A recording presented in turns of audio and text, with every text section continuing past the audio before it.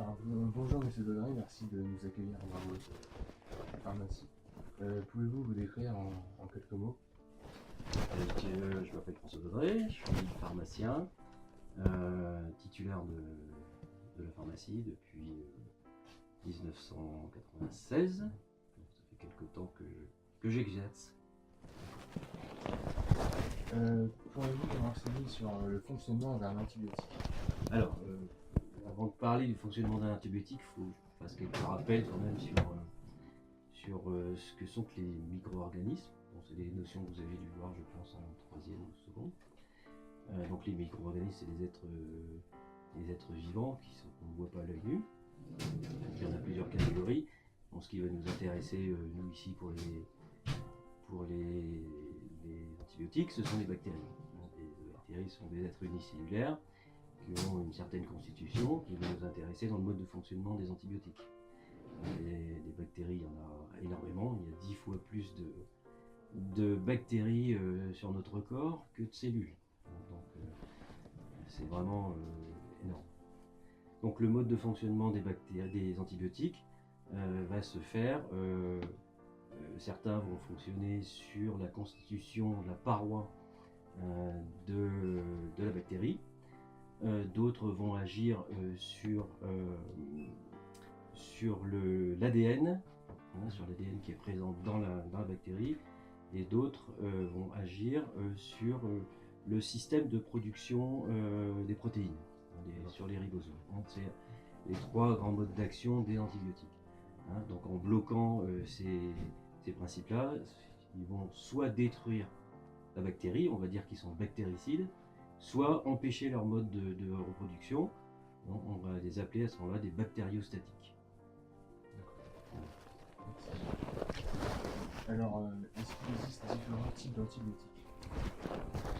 Alors bien sûr, il existe plusieurs types d'antibiotiques, puisqu'il y a différentes façons d'agir sur une bactérie.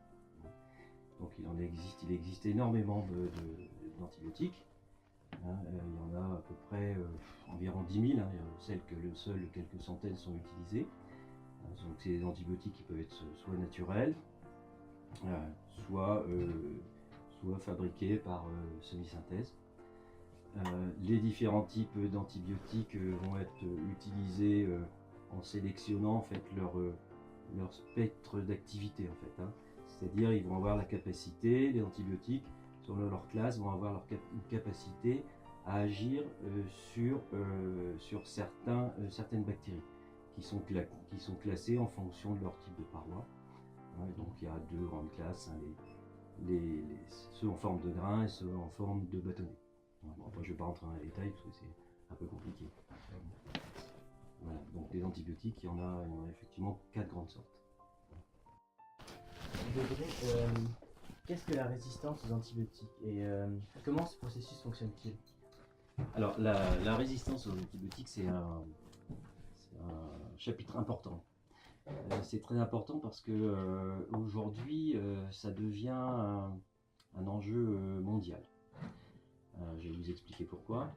En fait, depuis l'apparition des antibiotiques, donc on a permis d'éradiquer un bon nombre de maladies.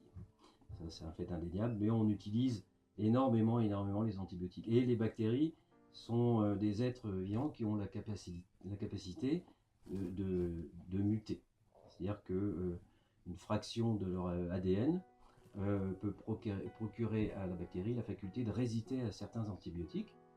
Plus la bactérie peut transférer ce gène à d'autres bactéries. Donc ça peut s'étendre très, très rapidement. Donc on parle de résistance chez les bactéries, de résistance acquise par justement cette mutation, ou alors il existe aussi des bactéries qui sont résistantes naturellement. On parle de résistance innée à un antibiotique ou une famille d'antibiotiques. L'utilisation massive des antibiotiques a fait en fait proliférer les résistances. Donc aujourd'hui, les bactéries résistantes prolifèrent plus vite que la science peut mettre au point de nouveaux antibiotiques. Donc on se retrouve un peu dans une impasse aujourd'hui et ça devient un enjeu mondial parce que les bactéries, comme je vous l'ai dit tout à l'heure, ont la capacité de transférer leurs gènes résistants à d'autres bactéries. Et puis on vit dans un univers mondialisé où la circulation des hommes sur la planète se fait très vite. Et donc les bactéries, elles suivent le mouvement et on arrive à des situations qui peuvent être dramatiques. D'accord. Selon vous, pourquoi est-il important de suivre la prescription donnée par le médecin? Alors, c'est important justement pour lutter contre la maladie en elle-même, et puis pour éviter effectivement ce phénomène de résistance. Si on donne un antibiotique sur une durée qui est trop courte, l'antibiotique n'aura pas le temps de tuer les bactéries pour lesquelles il est employé. Si on le donne trop longtemps, il va tuer aussi des bactéries dont le corps a besoin. On a besoin de bactéries pour la digestion, pour beaucoup de choses. Donc il faut donner la juste dose et sur la bonne durée. D'accord. Et à votre avis, combien de temps faut-il pour mettre un antibiotique sur le marché? Alors, pour mettre un antibiotique sur le marché, comme beaucoup de médicaments, c'est assez long. Il faut compter une dizaine d'années. Il doit faire l'objet d'études cliniques, il doit faire l'objet d'études toxicologiques. Évidemment, un antibiotique ne doit pas apporter d'effets secondaires trop importants. Donc c'est tout un enjeu, c'est pas évident en fait pour les laboratoires fabricants, parce que 10 ans avec la capacité de résistance et de mutation des bactéries, 10 ans c'est trop long. Au bout de 10 ans, lorsque la molécule arrive sur le marché, elle peut être complètement obsolète. Donc il y a beaucoup de laboratoires qui n'investissent plus dans la recherche pour les antibiotiques. Parce qu'on ne sait pas ce que dans 10 ans, ce que donnera cette molécule. Donc c'est compliqué. D'accord. Merci pour vous. Pensez-vous que les antibiotiques puissent encore être l'avenir de la médecine? Tout à fait. On a encore besoin des antibiotiques. Parce il y a encore des maladies. Il y aura encore des maladies à traiter, parce que les bactéries ne s'arrêtent pas. Donc le problème, c'est l'utilisation massive des antibiotiques qui doit cesser. Et les antibiotiques ont encore forcément un avenir, toujours un avenir dans la thérapeutique aujourd'hui. D'accord.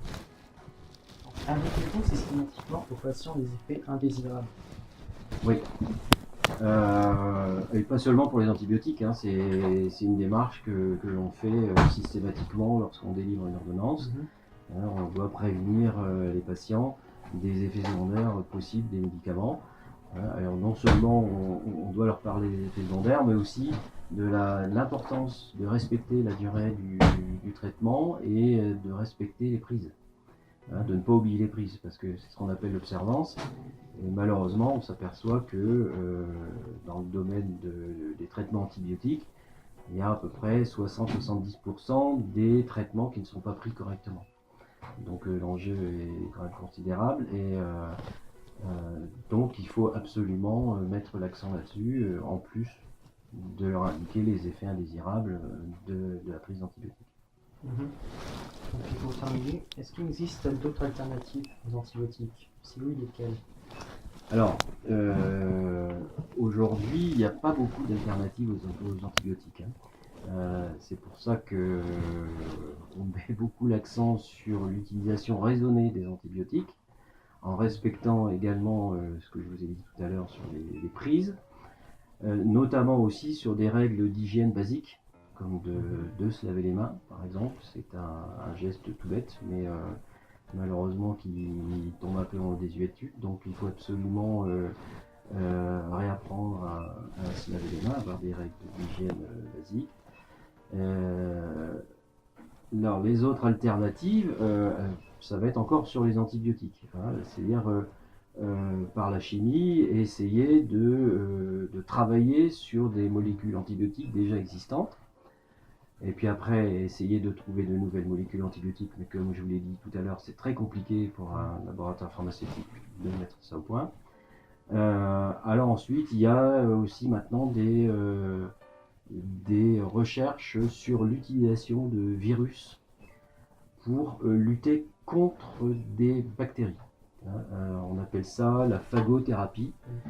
Donc c'est des espèces de protéines qu'on va utiliser pour lutter, c'est des virus qu'on va utiliser, qui sont bien sûr inoffensifs pour l'homme, qu'on va utiliser pour digérer et tuer des bactéries. Mais pour l'instant, on est encore au stade de recherche. Sinon, à part ça, on n'a pas grand-chose.